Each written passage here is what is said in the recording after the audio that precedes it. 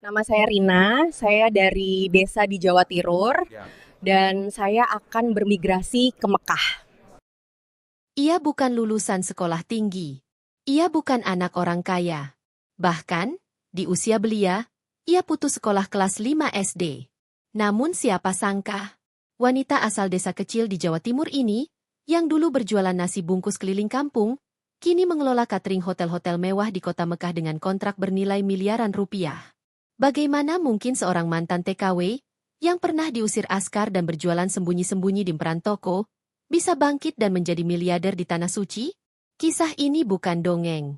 Ini adalah cerita tentang kemiskinan, keberanian, dan takdir yang berubah. Sebelum lanjut ke kisahnya, tulis di kolom komentar. Kamu menonton video ini dari daerah mana?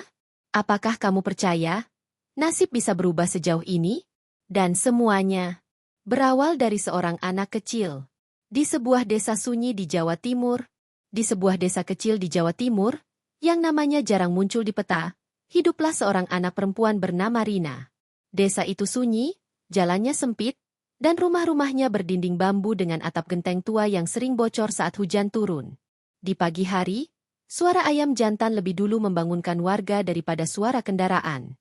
Bagi sebagian orang, desa itu hanyalah tempat persinggahan. Tapi bagi Rina, desa itulah tempat ia pertama kali belajar tentang arti bertahan hidup.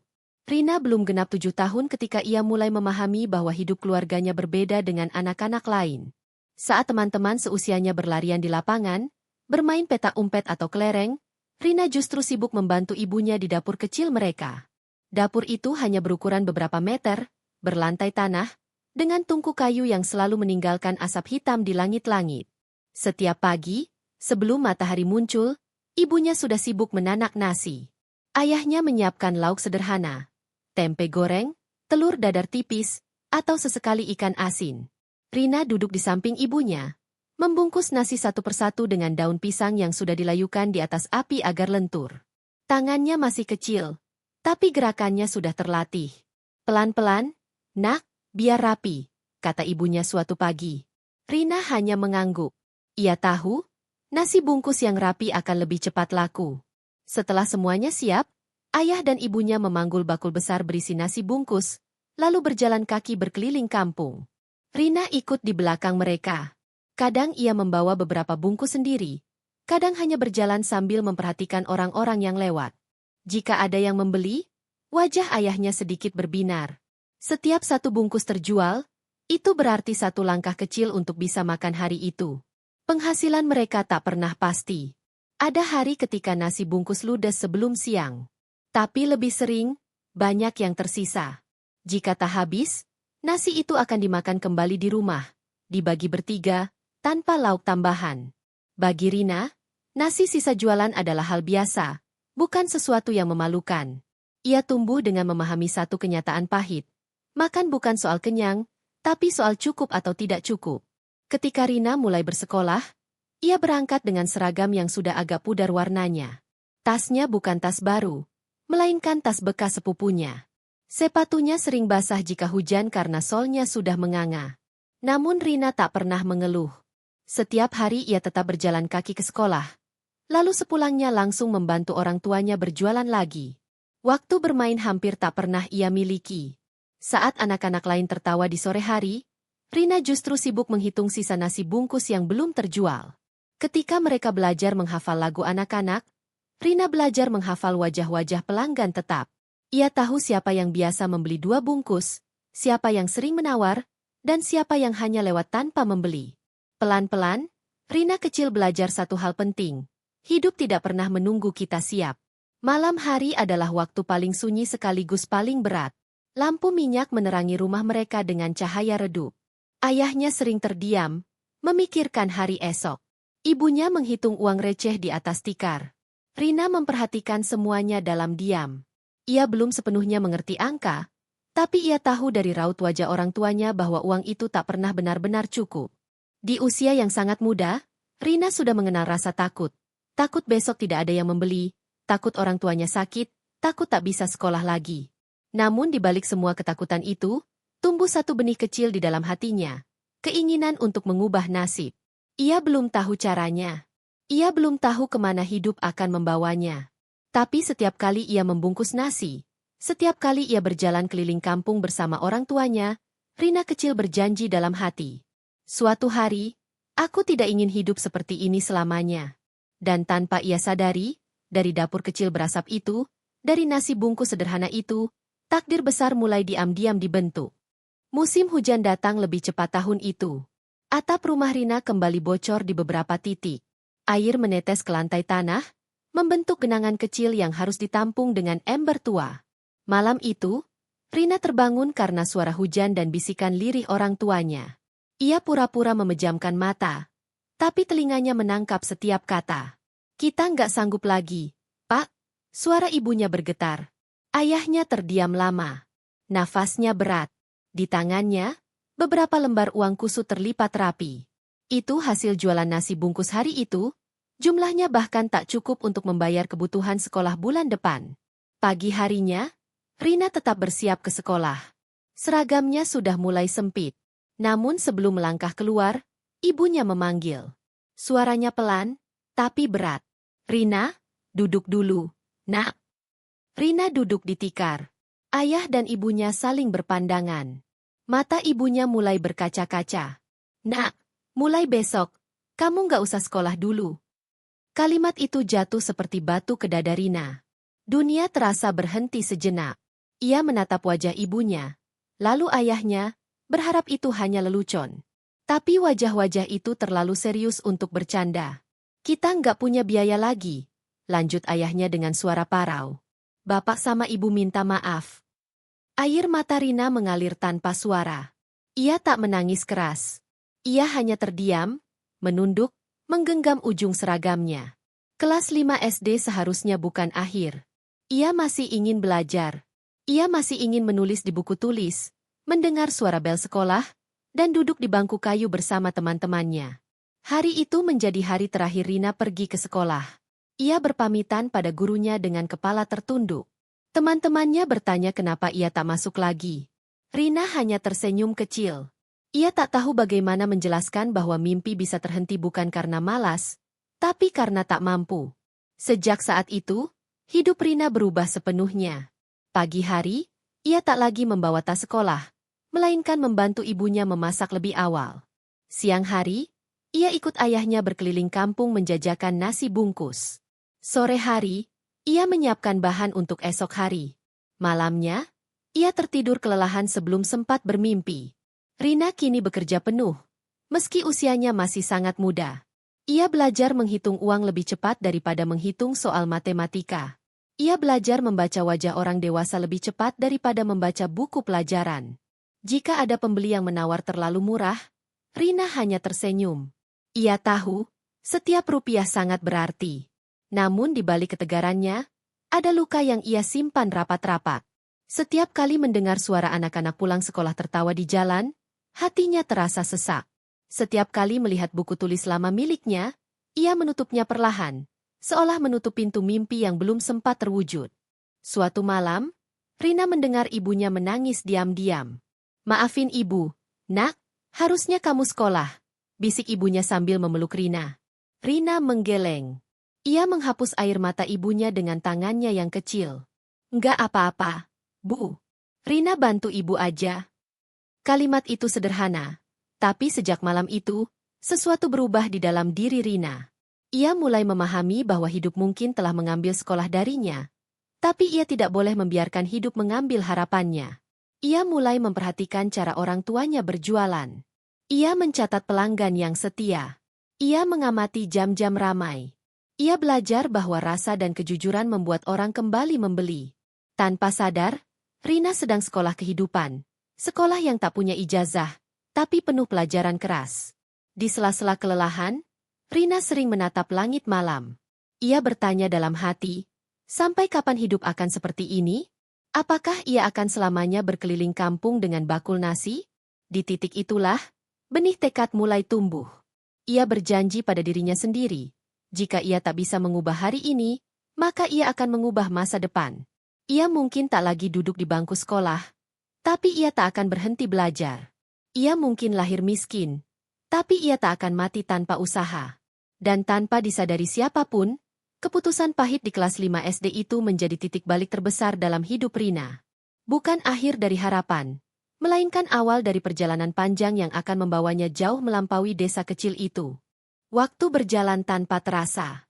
Rina tumbuh menjadi remaja di desa yang sama, dengan rutinitas yang nyaris tak berubah. Pagi hingga malam ia membantu orang tuanya berjualan nasi bungkus. Tubuhnya makin kuat, tapi mimpinya terasa semakin jauh.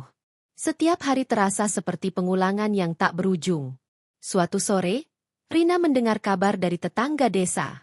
Seorang perempuan pulang dari luar negeri membawa oleh-oleh dan membangun rumah yang jauh lebih layak. Orang-orang berbisik, menyebut satu kata yang terus terngiang di kepala Rina, TKW. Malam itu, Rina tak bisa tidur. Ia memandangi langit-langit rumah bambu yang sudah menghitam oleh asap dapur. Kata merantau berputar-putar di kepalanya. Ia tahu risikonya besar. Ia tahu cerita tentang kerja keras, tentang perlakuan yang tak selalu adil, bahkan tentang air mata yang jatuh diam-diam di negeri orang. Namun satu hal lebih menakutkan baginya, tetap diam dan tidak mengubah apapun.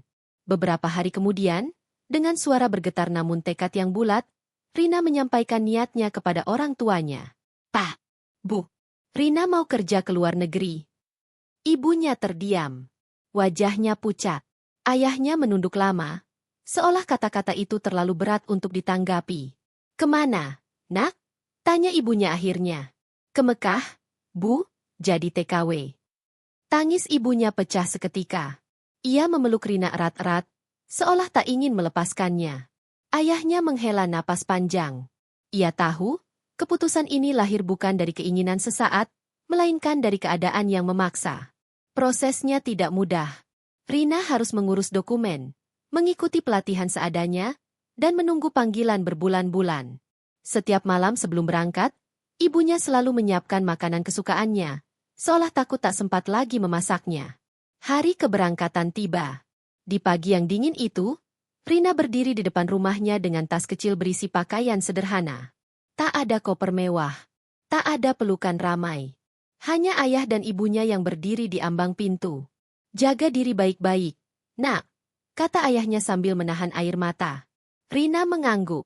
Ia memeluk orang tuanya satu persatu. Saat melangkah pergi, ia tak berani menoleh ke belakang. Ia takut, jika menoleh, tekadnya akan runtuh. Perjalanan menuju Tanah Suci adalah perjalanan terjauh yang pernah Rina tempuh. Pesawat yang ia naiki terasa asing. Suara bahasa yang tak ia pahami membuatnya semakin gugup.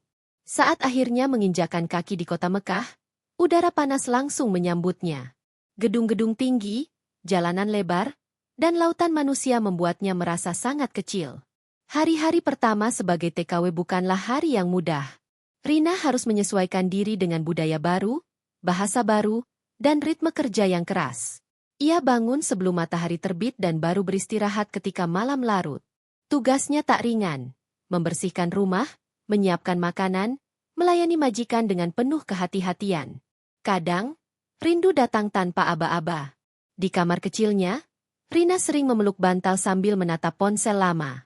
Ia mendengarkan suara ibunya dari kejauhan, lalu menangis setelah panggilan ditutup. Tak ada yang tahu air matanya jatuh. Di hadapan orang lain, ia selalu berusaha tampak kuat. Namun di balik kelelahan itu, harapan mulai hidup kembali. Rina melihat Mekah bukan hanya sebagai tempat bekerja, tapi sebagai kota peluang. Setiap kali ia melihat jamaah dari berbagai negara, hatinya bergetar. Ia teringat masakan ibunya, nasi bungkus sederhana yang dulu dijajakan keliling kampung. Ia melihat para tamu Indonesia yang rindu makanan kampung halaman. Disitulah, untuk pertama kalinya, Rina menyadari satu hal penting, perjalanannya belum selesai. Menjadi TKW bukanlah tujuan akhir. Itu hanyalah pintu masuk menuju perubahan yang lebih besar. Meski tubuhnya lelah dan rindu sering menghantam, Rina tahu ia telah mengambil satu keputusan paling berani dalam hidupnya. Keluar dari zona nyaman, meninggalkan desa kecil, dan menantang nasib di negeri orang. Dan di kota suci itulah, tanpa ia sadari, takdir besar mulai menunggu langkahnya selanjutnya. Hari-hari Rina di Mekah berjalan cepat, penuh lelah, dan hampir tanpa jeda. Namun di sela kesibukannya sebagai TKW, matanya mulai menangkap sesuatu yang tak pernah ia lihat sebelumnya. Setiap kali ia menemani majikannya keluar rumah atau pergi berbelanja, ia melihat rombongan jamaah asal Indonesia berkumpul di sudut-sudut kota. Wajah-wajah lelah itu sering disertai satu keluhan yang sama. Rindu nasi rumah? Kalimat sederhana itu menancap kuat di hati Rina. Setiap malam, ketika dapur rumah majikannya mulai sepi, ingatan Rina kembali ke desa kecilnya.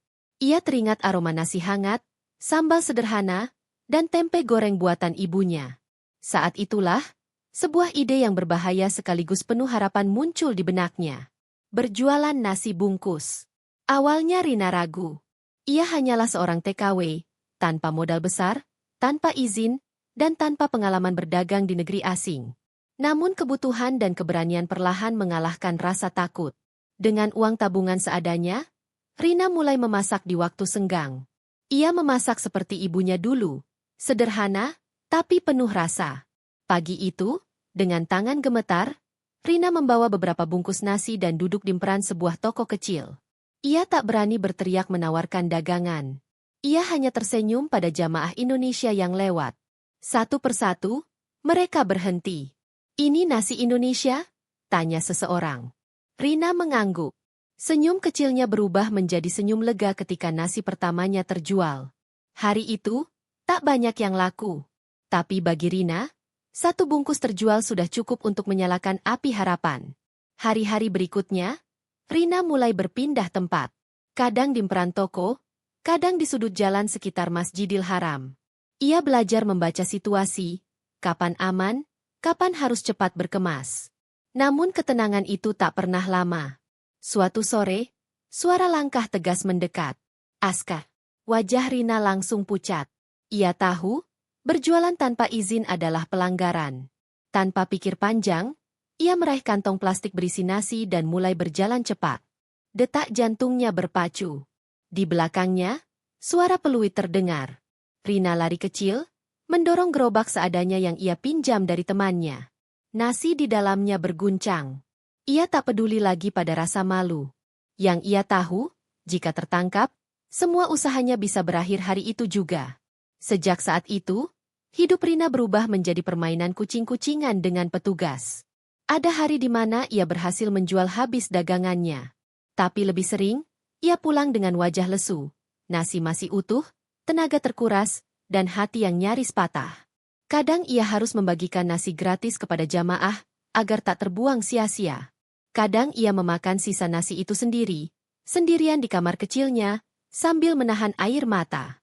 "Kenapa susah sekali?" gumamnya suatu malam. Ketidakadilan itu terasa menyesakan. Ia tak mencuri. Ia tak menipu. Ia hanya ingin bekerja dan bertahan hidup. Namun aturan tetaplah aturan. Mekah adalah kota suci, dan kebersihan serta ketertiban dijaga ketat. Suatu hari, nasib buruk datang bertubi-tubi. Baru beberapa bungkus terjual, tiba-tiba petugas keamanan datang dari arah berlawanan. Rina panik. Ia mendorong gerobaknya sekuat tenaga, berbelok ke gang sempit, nyaris terjatuh. Beberapa nasi jatuh ke tanah. Hari itu, Rina pulang dengan tangan kosong dan hati yang hancur. Di kamar kecilnya, ia duduk terdiam lama. Tubuhnya lelah, kakinya pegal, tangannya gemetar. Untuk pertama kalinya sejak tiba di Mekah, Rina bertanya pada dirinya sendiri, apakah ia salah bermimpi terlalu besar? Namun di tengah keputusasaan itu, ia teringat wajah orang tuanya di desa. Ia teringat janji yang ia buat saat meninggalkan rumah. Air matanya jatuh, tapi tangannya mengepal. "Aku nggak boleh berhenti," bisiknya. Meski penuh risiko, Rina kembali berjualan keesokan harinya. Bukan karena nekat, tapi karena ia tak punya pilihan lain. Setiap hari adalah pertaruhan, antara laku atau rugi, antara selamat atau tertangkap. Dan tanpa ia sadari, perjuangan di emperan toko itu sedang menempa mentalnya. Dari sana, Rina belajar tentang kerasnya aturan, pahitnya ketidakadilan, dan pentingnya bertahan meski dunia seolah menolak kehadirannya. Namun Rina belum tahu bahwa badai yang ia hadapi sekarang hanyalah awal. Di depan, ujian yang jauh lebih besar sedang menunggunya. Ujian yang akan menentukan apakah perjuangannya berhenti di emperan toko, atau melompat jauh ke tingkat yang sama sekali berbeda. Pagi itu, udara Mekah terasa lebih panas dari biasanya. Bukan karena matahari, melainkan karena kabar yang beredar cepat di kalangan pedagang kecil. Pemerintah setempat mengeluarkan aturan baru, berjualan makanan di area umum dilarang keras tanpa izin resmi. Tidak ada toleransi. Tidak ada peringatan kedua. Kabar itu seperti palu yang menghantam dada Rina.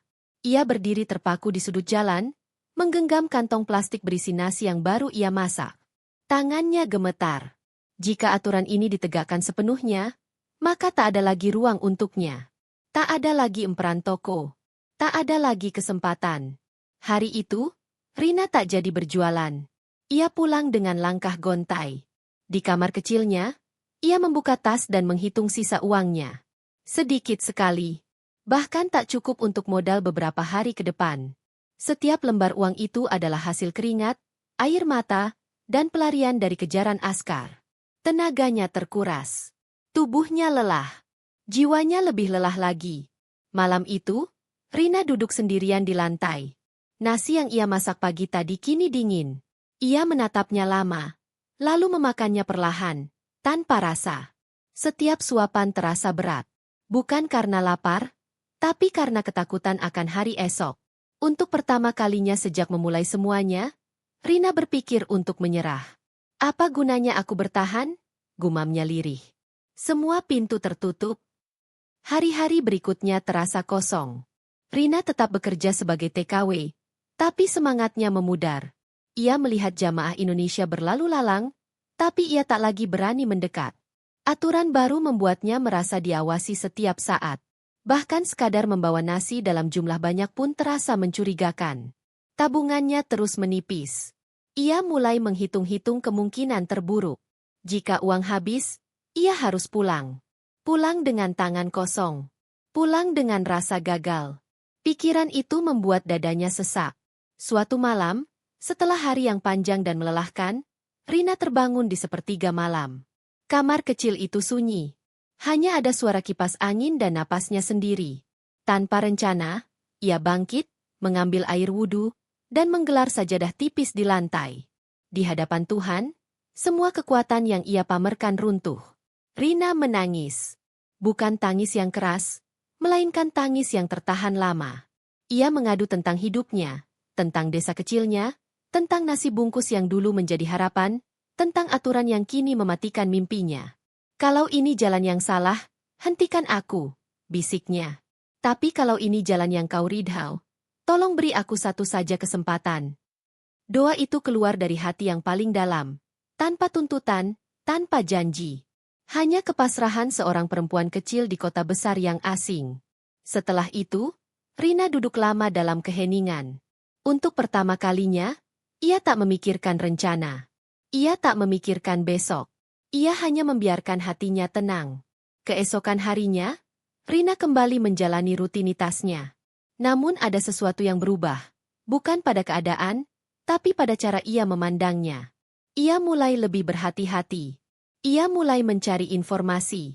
Ia mendengar bahwa berjualan tetap boleh, asal dilakukan secara resmi dan higienis, di bawah pengelolaan tempat yang memiliki izin.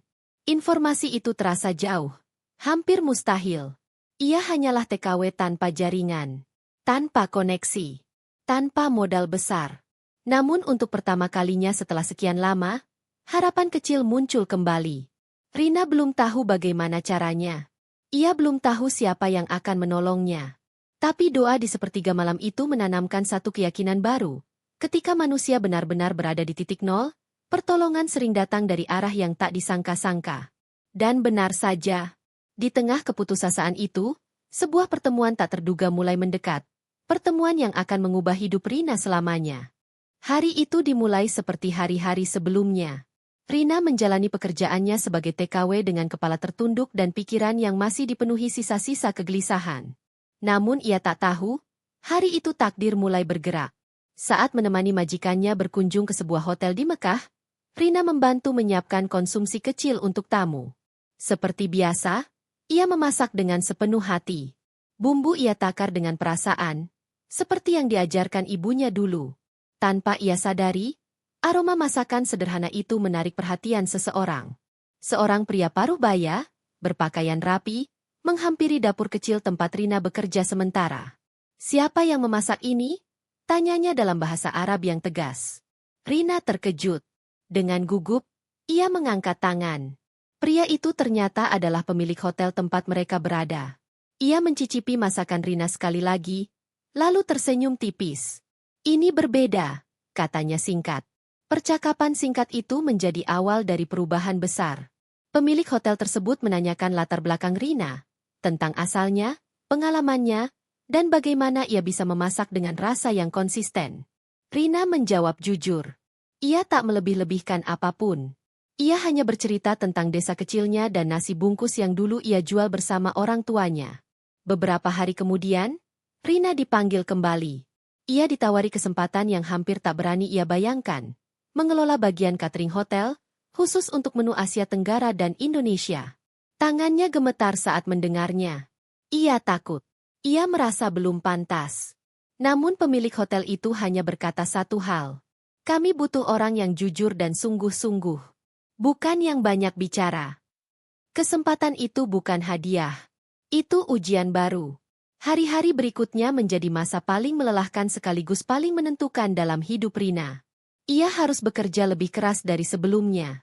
Ia belajar standar kebersihan hotel. Ia belajar mengatur bahan baku, waktu masak, dan penyajian. Ia memastikan setiap piring keluar dengan rasa yang sama, tanpa kompromi. Tak ada lagi nasi bungkus sembunyi-sembunyi. Kini semua dilakukan resmi dan terbuka. Rina bekerja dengan disiplin tinggi.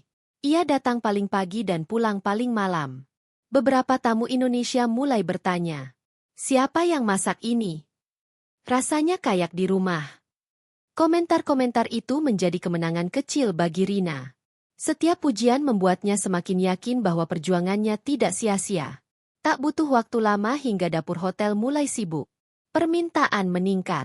Menu Indonesia menjadi favorit, bukan hanya bagi tamu Indonesia, tapi juga tamu dari negara lain yang menyukai rasa autentik. Kabar tentang catering hotel itu menyebar pelan-pelan, dari satu telinga ke telinga lain. Hingga suatu hari, seorang manajer hotel lain datang mencicipi. Lalu datang lagi yang lain. Rina mulai diminta membantu lebih dari satu hotel. Awalnya hanya konsultasi menu, lalu uji coba. Hingga akhirnya, ia dipercaya mengelola catering untuk beberapa hotel sekaligus. Pendapatannya mulai berubah. Untuk pertama kalinya, Rina bisa menabung tanpa rasa takut. Ia mengirim uang ke desa, lebih banyak dari sebelumnya. Di ujung telepon, ibunya menangis. Kali ini bukan karena sedih, melainkan karena syukur. Bapakmu bangga, nak, kata ibunya. Namun Rina tak pernah membiarkan kesuksesan kecil itu membuatnya lengah. Ia tetap bekerja seperti hari pertama. Tetap rendah hati. Tetap menjaga rasa. Ia tahu, kepercayaan adalah modal paling mahal. Di malam hari, Rina sering teringat doa di sepertiga malam itu. Ia tersenyum kecil. Bukan karena semuanya telah selesai, tapi karena ia akhirnya melihat buah dari ketekunan yang dulu hampir ia lepaskan. Rina belum menjadi siapa-siapa di mata dunia. Tapi di dapur-dapur hotel Mekah, namanya mulai dikenal. Dan dari sanalah, langkah terakhir menuju perubahan besar benar-benar dimulai. Rina tidak pernah membayangkan bahwa langkah kecilnya di dapur hotel pertama itu akan membawa hidupnya sejauh ini. Dari hari ke hari, kepercayaan yang ia bangun berubah menjadi tanggung jawab besar. Ia kini mengelola catering untuk beberapa hotel mewah di kota Mekah, dengan dapur-dapur besar yang beroperasi nyaris tanpa henti. Setiap pagi, Rina berdiri di tengah para pekerja, memberi arahan dengan suara tenang, memastikan kualitas dan kebersihan tetap terjaga. Kontrak demi kontrak datang silih berganti. Angka-angka yang dulu hanya ia dengar dari cerita orang lain kini tertera jelas di atas kertas perjanjian. Nilainya mencapai miliaran rupiah. Bagi Rina, angka itu bukan sekadar kekayaan, melainkan bukti bahwa kerja keras seorang mantan TKW pun bisa dihargai setinggi itu. Kesuksesan itu tidak membuat Rina lupa diri. Ia justru membuka pintu bagi banyak orang lain. Puluhan pekerja, sebagian besar sesama perantau dan WNI, kini menggantungkan hidup pada dapur yang ia kelola. Rina memberi mereka pekerjaan yang layak, jadwal manusiawi, dan rasa aman yang dulu tidak pernah ia miliki. Di sela kesibukannya, Rina kerap duduk sendiri di sudut dapur saat malam mulai sepi. Ia mengingat masa kecilnya di desa Jawa Timur, tentang nasi bungkus sederhana, tentang kaki kecil yang dulu menyusuri gang kampung. Semua terasa seperti mimpi panjang yang nyaris tak masuk akal. Nama Rina perlahan dikenal. Bukan sebagai TKW, melainkan sebagai pengusaha catering yang disegani. Para pemilik hotel menghormatinya karena kejujuran dan konsistensinya. Ia tidak pernah mengurangi kualitas demi keuntungan cepat. Baginya, kepercayaan adalah warisan yang jauh lebih berharga daripada uang. Di desa asalnya, cerita tentang Rina menyebar dari mulut ke mulut. Gadis kecil yang putus sekolah kelas 5 itu kini menjadi simbol harapan. Orang-orang menyebut namanya dengan bangga. Bukan karena hartanya, tetapi karena keberaniannya melawan nasib. Ketika Rina akhirnya pulang berkunjung, ia berdiri di depan rumah orang tuanya yang kini lebih layak. Ibunya memeluknya sambil menangis. Ayahnya tersenyum dalam diam. Tidak ada pesta besar, hanya rasa syukur yang tak terucap. Di hadapan warga desa, Rina hanya berkata sederhana. Ia tidak menjanjikan keajaiban, hanya menekankan satu hal bahwa hidup boleh keras, tetapi menyerah bukan pilihan. Takdir, menurutnya, bukan sesuatu yang turun begitu saja, melainkan sesuatu yang dibentuk oleh keberanian untuk melangkah. Perjalanan dari TKW menjadi miliarder di Mekah bukanlah cerita tentang keberuntungan semata. Itu adalah kisah tentang jatuh bangun, tentang takut yang dilawan, tentang doa yang dipanjatkan di saat paling gelap. Rina adalah bukti bahwa asal-usul tidak menentukan akhir. Dari dapur kecil berlantai tanah hingga dapur hotel bertaraf internasional, langkah Rina mungkin lambat, tetapi tidak pernah berhenti. Ia melangkah dengan luka, dengan air mata, dan dengan harapan yang terus dijaga. Setiap tahap membentuknya menjadi pribadi yang kuat. Kisah Rina tidak berakhir di sini. Ia terus bekerja, terus belajar, dan terus berbagi. Namun satu hal telah ia buktikan kepada dunia dan kepada dirinya sendiri. Bahwa seorang anak desa, tanpa ijazah tinggi, tanpa modal besar, tetap bisa menulis takdirnya sendiri. Di tengah gemerlap kota suci, Rina sering tersenyum kecil mengingat masa lalunya. Ia tahu, jika dulu ia memilih menyerah, cerita ini tak akan pernah ada. Dan kepada siapapun yang mendengar kisahnya, Rina ingin meninggalkan satu pesan sederhana. Takdir bisa berubah, selama hati berani melangkah dan tangan tak berhenti bekerja. Perjalanan ini menjadi pengingat bahwa kesuksesan sejati bukan hanya tentang angka di rekening, tetapi tentang keberanian bertahan ketika dunia terasa menolak. Rina memulai segalanya dari keterbatasan, dari rasa takut, dan dari pilihan sulit. Namun justru di sanalah kekuatannya lahir, tumbuh, dan akhirnya membawa terang bagi banyak kehidupan lain. Kini, setiap kali matahari terbit di Mekah, Rina menganggapnya sebagai pengingat janji lama pada dirinya sendiri. Janji untuk tidak melupakan asal, tidak meremehkan proses, dan tidak menyerah pada keadaan.